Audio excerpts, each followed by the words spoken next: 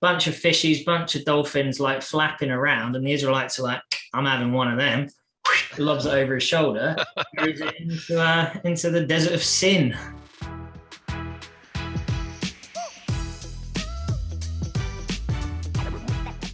Welcome to the Bible in 1 Year podcast, brought to you by two Brits and aBible. This is day 26, and today we're going to be covering Exodus 25, 26, and 27.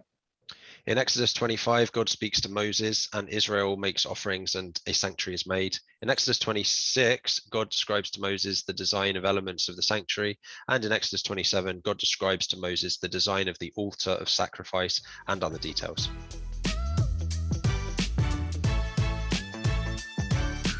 Brilliant. Bit of Welsh accent, mate. Yeah. Nice. Now, we want to dive right in here because I feel like we always start slow and end up cramming everything in at the end.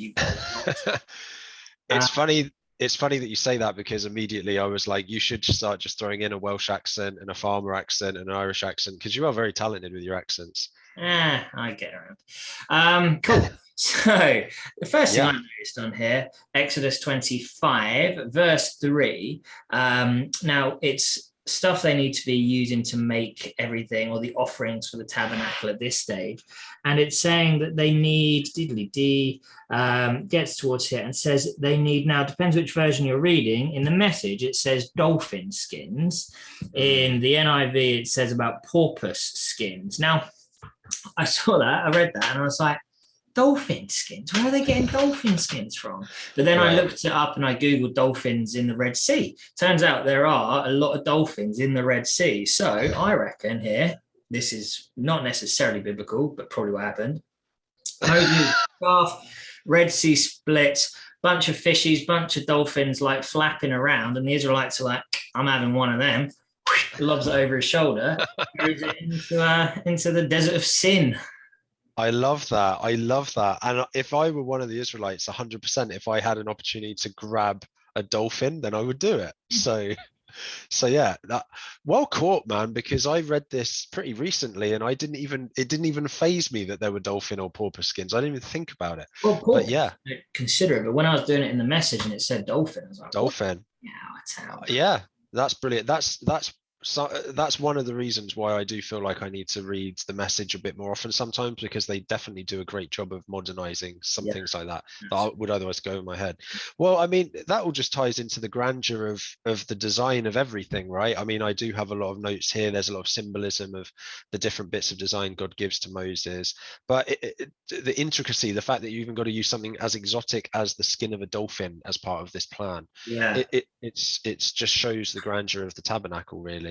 To me, it also speaks volumes of, it says that when they left Egypt, the Egyptians like blessed them and gave them stuff to go.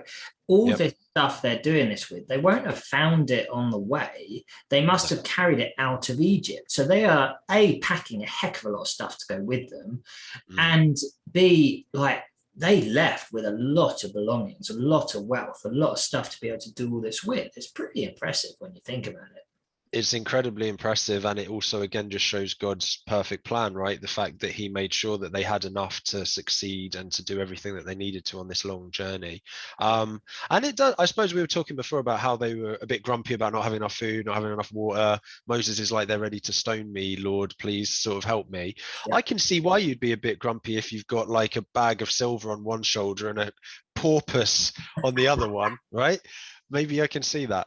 But let's dive into a few of the notes I have on Exodus 25, 26. So first of all, like you said, all of this is offerings that are given freely by the people. So it's great to see that they are that generous that they can achieve this amazing building from freely given offerings.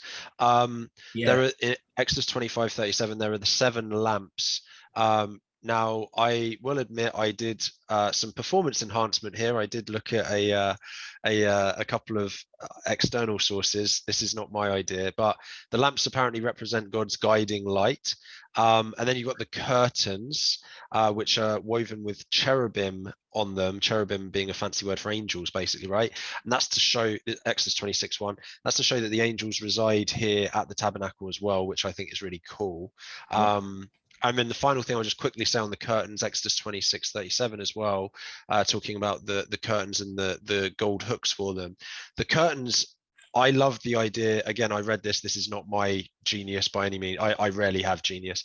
But it's a soft barrier to entry. And I think that's a great way of thinking of Jesus, really. It's a soft barrier. There is a barrier, but it's a soft barrier. If you are to just believe in Jesus, then you are able to enter heaven. And in the same way, these are soft barriers that do restrict parts of the tabernacle. So there is something that has to be done to enter, but it's not right. a massive wall you have to climb. It's a pretty simple doing. That's cool. Right.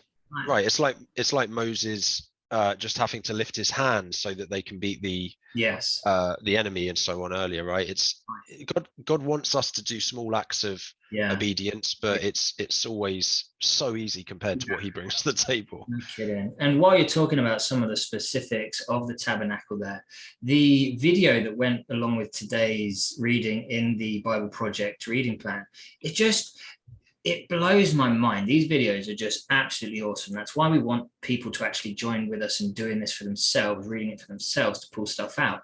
The Bible Project reading plan is great because the way it describes it there of saying how the tabernacle has these things and it has pomegranates and angels and palm trees and stuff like that is designed to make it physically be as close to the Garden of Eden as it could, because that's where God's presence initially was, and they're bringing God's presence to earth in this very contained manner.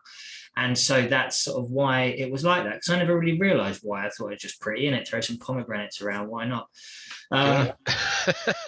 It's so it's amazing, and it's also, it just links back to God's yearning to have that connection with us like he originally intended in the garden. There's also just the amazing we talk about the Garden of Eden, there's that purity and perfection of the Garden of Eden. So even down Exodus 27:20, command the Israelites to bring you clear oil of pressed olives for the light, so that the lamps may be kept burning. So even down to the type of oil, it needs to be pure, it needs to be clear. There's this purity that God is trying to demonstrate, and we'll talk about that a lot in tomorrow's podcast as well, I think. But it's just incredible stuff. One final thing I'll say that I think is important that runs through all of this is, it's the finest linen twisted in blues and purples and scarlets. So this is impressive stuff for this time. Right. It's the dolphin skins, like you said. This is bougie stuff. And I think that all of it is made to try and show that it's to last. All of these things have weight, all of them have importance, and it's to show that lasting covenant and that lasting faith of God, our God, right? I love it. And it's that same thing about the first fruits. It's not giving the clothes that your kids run their knees through and the blue linen that you dropped your coffee on yesterday. It's giving the best, because that's what God deserves. He deserves our very best. And it's cool. It's built to last, built to be the best that we can offer, and that is what's so important about it. What I've loved about today's reading as well is the fact that, it's easy to skip over this part of Exodus and just say yada yada yada. There's like, okay, they're building things and it's all fine and whatever, but actually just encouraging to dive into the symbolism. None of this is unimportant. Every word of this is sacred and important, and it's up to us to try and sort of delve into that and think about it and learn about it. And I did not look forward to these chapters, if I'm being totally honest, and I'm sure you feel the same. But actually once you dive into it and start looking at the beauty and the symbolism and everything, it's honestly fantastic. And that's one of the things I'm hoping to get out of this second year of Bible reading as well, is that extra depth and those extra things that we haven't considered before. So just nicely. And just while we got a little bit of time, I don't mind finishing early, but there was one extra thing I wanted to add in yesterday, but kind of ran out of time. And it was that when the Israelites were in Egypt, and this is talking briefly about the laws and the rules and the consequences and all that, when they're in Egypt, there was a lower and a higher court system. I Googled this. And effectively, if you were found guilty or anything, or the judge didn't like you, he could just exile you from the community. And I'm guessing that wasn't really an option for Moses at this stage. So that's why they had to have such specific consequences to people's actions. So that's a little bit from me. Anyway, as always, thank you very much for listening. If you have any questions, please feel free to visit the Facebook page, Two Brits and a Bible. And please consider liking and subscribing to help spread the word of God. Love it. Awesome. Nailed it.